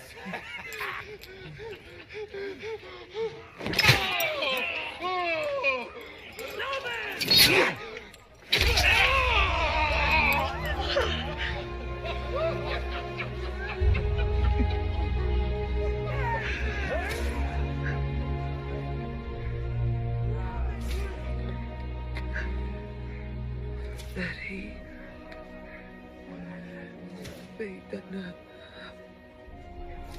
بمقام هيخان بديتيس جسيبني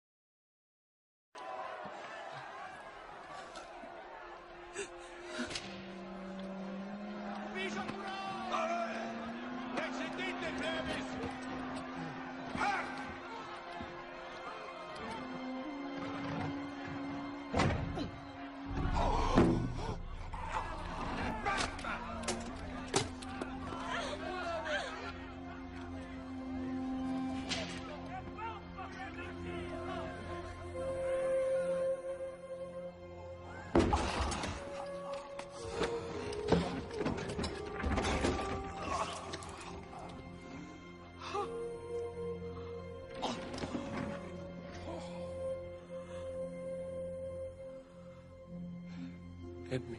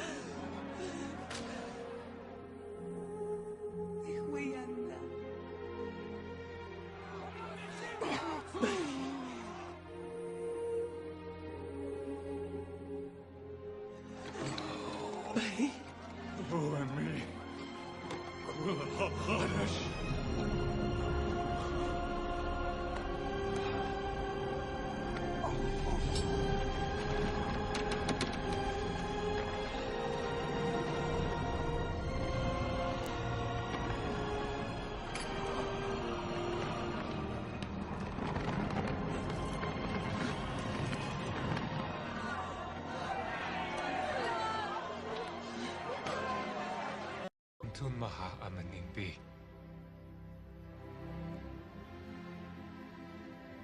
Matindaun diehwe ana artha. Costa. Chaya. Laite na shalaba lehin biati. Kabilule. Wa okulu. Tinau kishmi. Dilukomi hiv.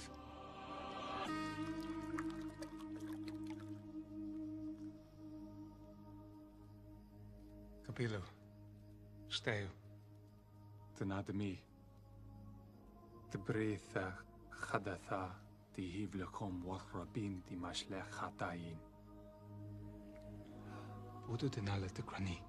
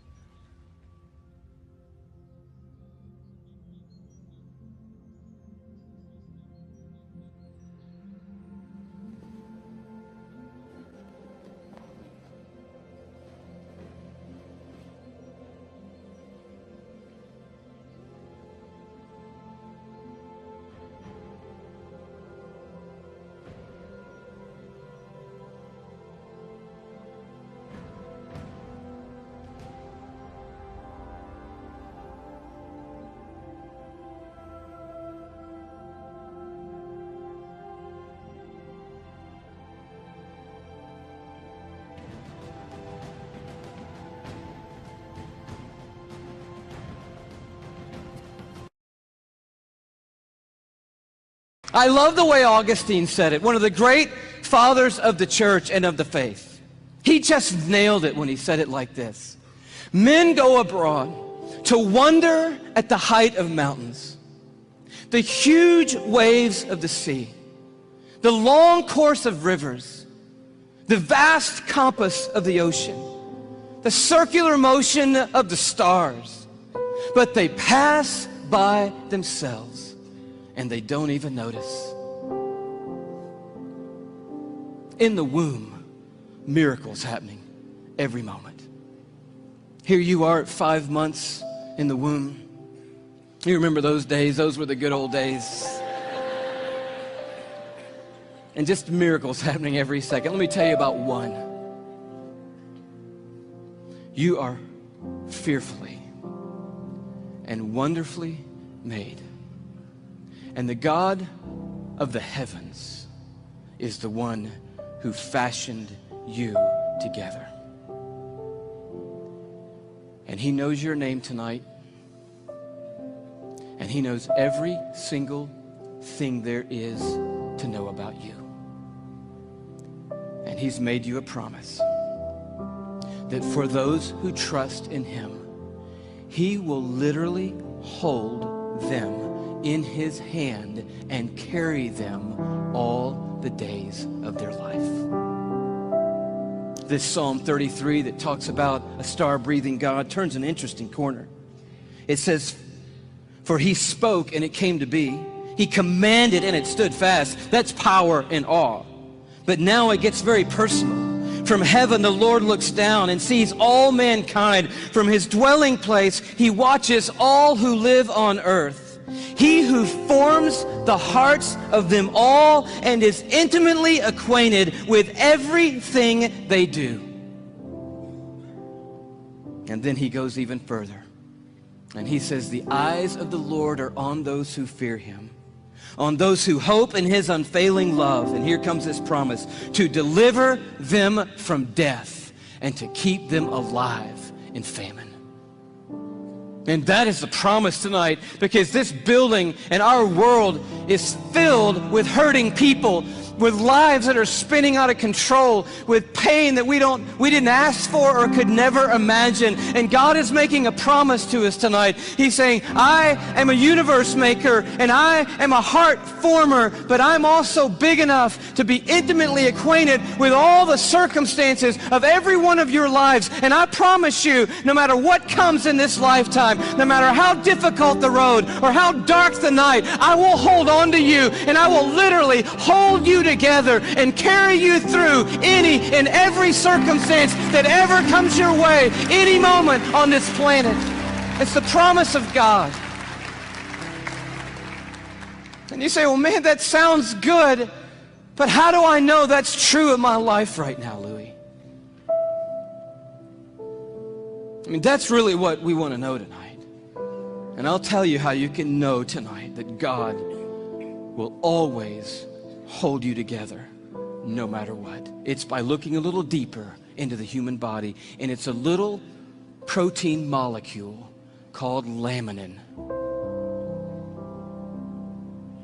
Yeah, that's about what I felt the first time I heard that.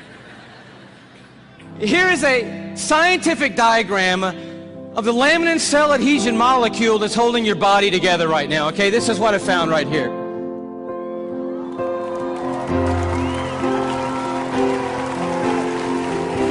No, come on, that's crazy. That's just crazy.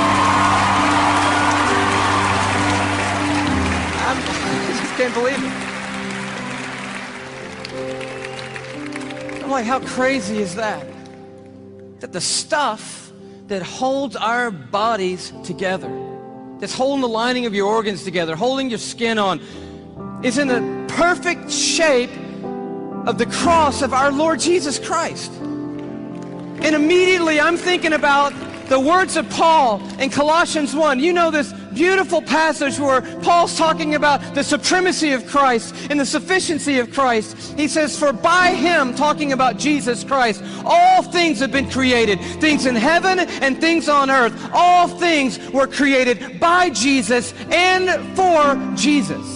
But then the next verse goes on to say this. It's crazy. And he, Jesus, is before all things, and in him, that is, in Jesus Christ, all things hold together. That's right. It's right there. I'm like, of course they do. Of course they do. Everything holds together in Jesus Christ. And he goes on at the end of this paragraph, and he just tells the story of grace. He says, for God was pleased to have all his fullness dwell in Christ, and through Christ to reconcile to himself all things by making peace through his blood shed on a cross.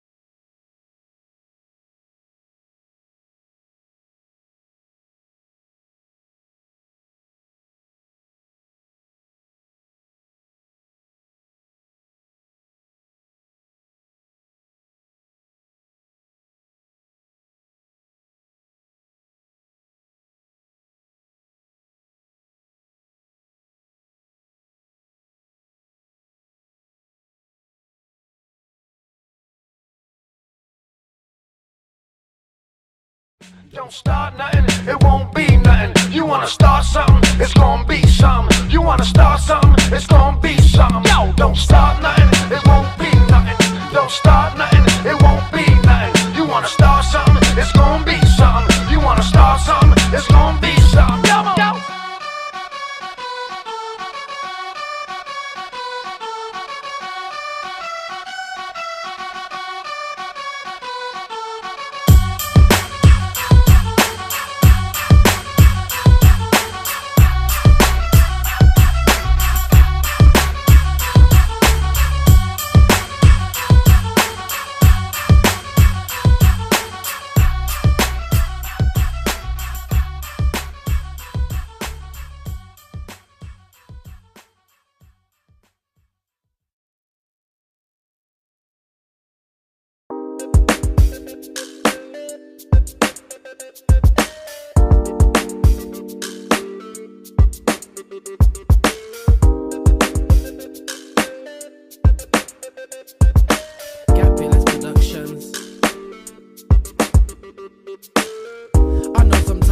Christians like to look like they always do everything right.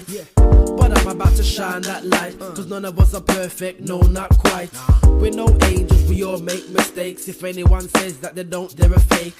Being a Christian's no piece of cake. We're sometimes wrong with the choices we make, but with God there's forgiveness and grace. I tried my best cause I'm seeking his face. Christ died and he took my place, so I'm washed in his blood and my sins are erased. Living a life with Christ is the best. You don't need to stress cause your life is so blessed. But even if your life is a mess, you can come to the Lord, let Christ do the rest. So you can come as you are, no matter what you've done, you can come as you are. Not about where you're from, you can come as you are, cause Christ just wants you to come as you are.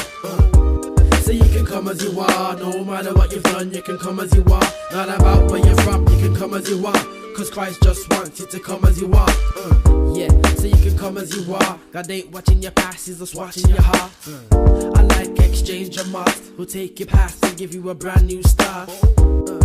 And all it takes is for you to give your heart to him, so why wait? Give him your life, he give you a clean slate. And from being in check, you'll be saying checkmate. You might not feel ready or the time is right, but on your own it's impossible to live Christ's life. Only Jesus can change your life, so step number one is to come to Christ.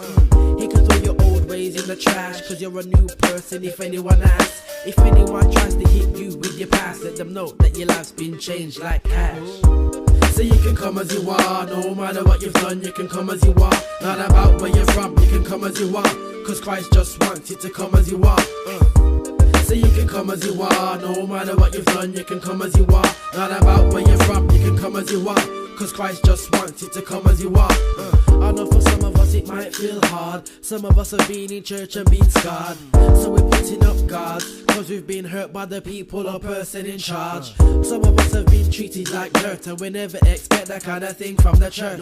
Some of us have been condemned and it hurts, but nobody's perfect, we all need work. Doesn't matter who you are, matter what you've done, matter what you've been, matter where you've come from. Gonna take the drugs that killed someone. If you give your life to Christ, your past can be gone. Christ knows what you're going to do, and the things that you've done he already knew. So we hung on the cross to save you from sin. He can change your whole life if you just let him in. So you can come as you are, no matter what you've done, you can come as you are. Not about where you're from, you can come as you are, cause Christ just wants you to come as you are. So you can come as you are, no matter what you've done, you can come as you are. Not about where you're from, you can come as you are, cause Christ just wants you to come as you are. So you can come as you are, no matter what you've done, you can come as you are. Not about where you're from, you can come as you are, cause Christ just wants you to come as you are. Yo, so you can come as you are, no matter what you've done, you can come as you are. Not about where you're from, you can come as you are, cause Christ just wants you to come as you are. That's right.